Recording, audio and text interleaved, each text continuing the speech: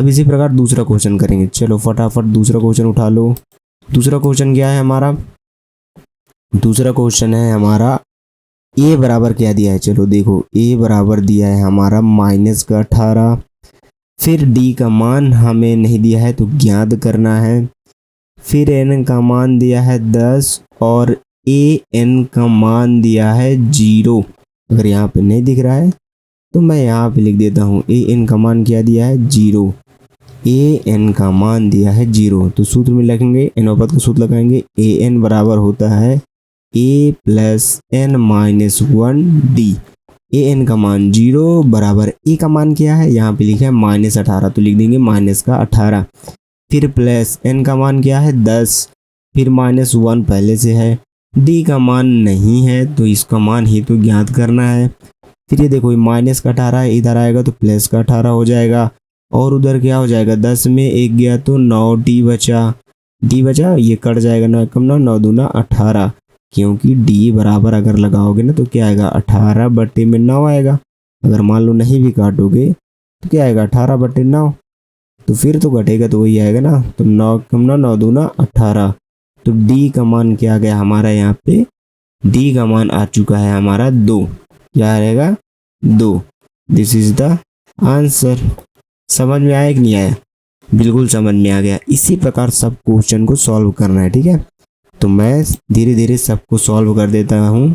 अगर आपसे बनने लग जाए तो आप भी सॉल्व इसी तरह करिएगा, ठीक है। इसको मैं पहले डिलीट कर देता हूँ, पूरा डिलीट ही मार देता हूँ।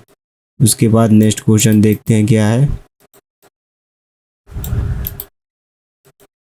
नेक्स्ट क्वेश्चन है हमारा, अब यहाँ पे तीसरे नंबर को सॉल्व कर रहा हूँ, ठीक है। मैं दूसरा हो गया, तीसरा नंबर सॉल्व कर रहा हूँ। तीसरा में खाली है, मतलब ए का मान हमें फाइंड करना है। डी का मान दिया है -3 और एन का मान दिया है 18 और हमारा ए एन का मान दिया है -5। तो चलो इसे फटाफट सॉल्व कर लेते हैं। सूत्र होता है ए एन बराबर ए प्लस एन -1 डी होता है।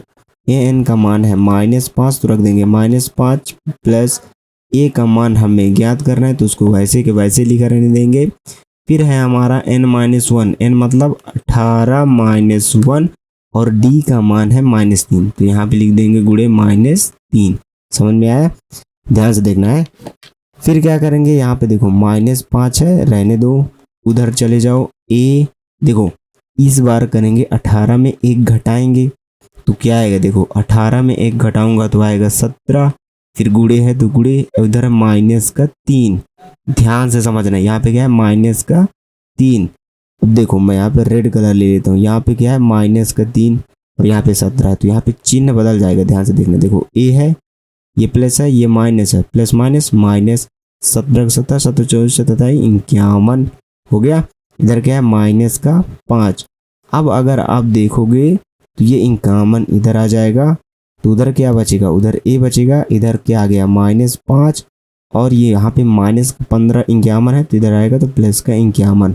तो 51 में 5 घटा दो तो 51 गया, 50 गया, 51 50 और उसके बाद 49 48 47